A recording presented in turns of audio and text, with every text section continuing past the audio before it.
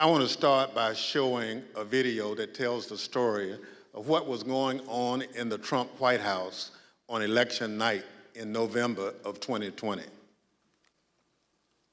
you remember where you were on the night of the election, November the 3rd? I was at the White House. You know where specifically over the course of that night you spent your time within the White House? There was an event that was organized in the residence, so I moved between the residence, a room sort of off the residence where some family members were. I take it the president was upstairs in the residence. He was upstairs. We were kind of on the first floor, so not upstairs. We were with mostly with Ivanka and her brothers and a couple other people who'd be coming in and out. Can you just describe the atmosphere? What were people expecting that night when you got to the White House? I think that there was typically for people who show up there on election night, it's going to be a self-select, more positive environment. I think people were a little bit nervous, not knowing what was going to happen with the red wave or the red mirage as the debate was being carried out. The Fox News Decision Desk is calling Arizona for Joe Biden. That is a big get for the Biden campaign. Arizona's called. Do you remember that? I do. What do you remember happening where you were when Arizona was called? There was surprise at the call. Who was surprised? Most everyone in the room. Were you being one of them? Yes. Did that shift the atmosphere or the attitude in the White House? Completely. How so? Can you describe that? Because Fox News was the first one to go out and say that. So was it anger kind of directed towards Fox News for making a call more so than like disappointment that maybe the campaign lost Arizona? All the above. So both anger and disappointment. Both disappointed with Fox and concerned that maybe our data or our numbers weren't accurate. Were you in the White House residence during the sort of past midnight into the early morning hours of November 4th? Yes, oh sure. It went over beyond midnight, yes. Do you remember Rudy Giuliani being at the White House on election night and into the early hours the next morning? I do. What do you remember about when he came? He was I had heard that he was upstairs, in that aforementioned reception area, and he was looking to talk to the president, and it was suggested instead that he come talk to several of us down off the map room. You said that you had heard that Mr. Giuliani wanted to talk to the president, and then he was directed your way. Did you end up talking to Mr. Giuliani when he was directed your way? I did.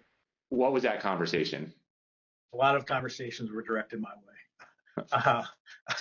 A few of us, myself, Jason Miller, Justin Clark, and Mark Meadows, gathered in a room off the map room to listen to whatever Rudy presumably wanted to say to the president. Was there anyone in that conversation who, in your observation, had too much to drink? Like Mayor Giuliani. Tell me more about that. What was your observation about his potential intoxication during that discussion about what the president should say when he's addressed the nation on election night? And the mayor was definitely intoxicated, but I do not know that his level of intoxication when he spoke with the president, for example. Were you part of any discussions with the people I mentioned, Mr. Stepien, Mr. Meadows, or anyone else, about whether the president should make any sort of speech on election night? I mean, I spoke to the president. They may have been present. but President spoke to the president several times that night. There were suggestions by, I believe it was Mayor Giuliani, to go and declare victory and say that we won it outright. It was far too early to be making any calls like that. Ballots were still being counted. Ballots were still going to be counted for days. And it was far too early to be making any proclamation like that. I remember saying that, to the best of my memory, and I was saying that we should not go and declare victory until we had a better sense of the numbers. Okay, can you be more specific about that conversation, in particular what Mayor Giuliani said, your response, and then anybody else in the room's response? I think effectively Mayor Giuliani was saying, we won it. They're stealing it from us. Where'd all the votes come from? We need to go say that we won. And essentially that anyone who didn't agree with that position was being weak. What was your view at the time as to what he should or shouldn't say?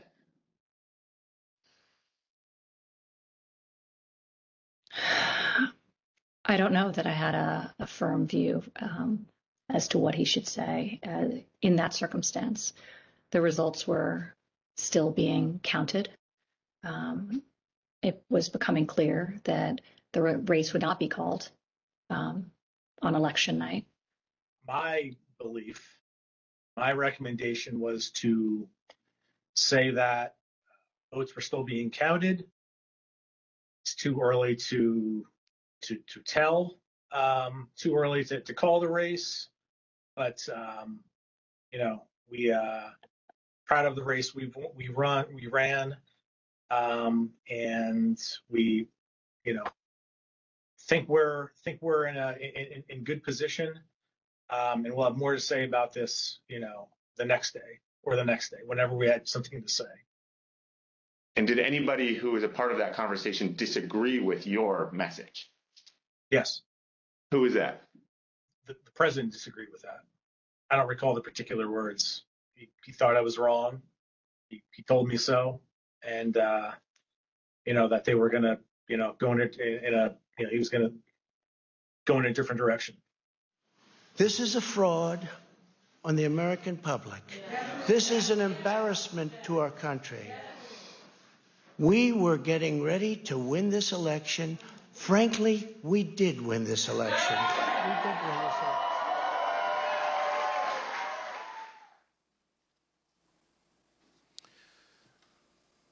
Mr. Steiwalt, did President Trump have any basis to declare victory on November 4th, 2020? Thank you. Mr. Stepien also testified that President Trump had no basis for declaring victory at that point in time.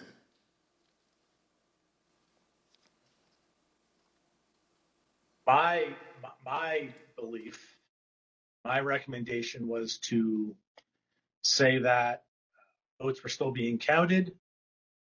It's too early to tell, too early to call the race, but we proud of the race we ran, and we think we're in good position, and we'll have more to say about this the next day or the next day whenever we had something to say. Thank you. Mr. Steiwalt, after the votes were counted, who won the presidential election of 2020? Joseph Robinette Biden, Jr. of the great state of Delaware. Thank you. That's the bottom line. We've had an election. Mr. Trump lost, but he refused to accept the results of the democratic process. Pursuant to Section 5C8 of House Resolution 503, I now recognize the gentlewoman from California, Ms. Lofgren, for questions.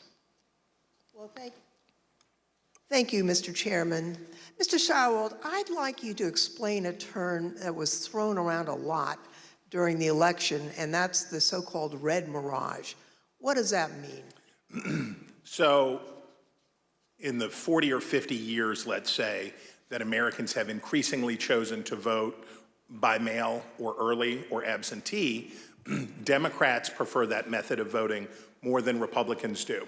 So basically, in every election, Republicans win Election Day and Democrats win the early vote. And then you wait and start counting, and it depends on which ones you count first, but usually it's Election Day votes that get counted first. And you see the Republicans shoot ahead, and then the process of bailing and binding and unbinding all those mail-in votes. And some states like Pennsylvania refuse to count the votes first, so you have to wait for all of that to come in.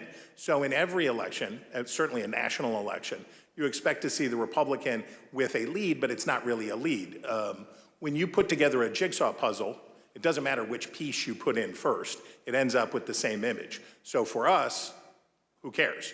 But that's because no candidate had ever tried to avail themselves of this quirk in the election counting system. We had gone to pains, and I'm proud of the pains we went to make sure that we were informing viewers that this was going to happen, because the Trump campaign and the president had made it clear that they were going to try to exploit this anomaly.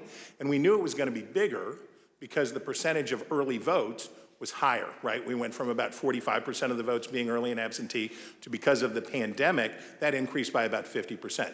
So we knew it would be longer, we knew it would be more. So we wanted to keep telling viewers, hey, look, the number that you see here is sort of irrelevant because it's only a small percentage of these votes. So this red mirage, that's really what you expected to happen on election night. Happens every time. Thank you, Mr. Stirewalt.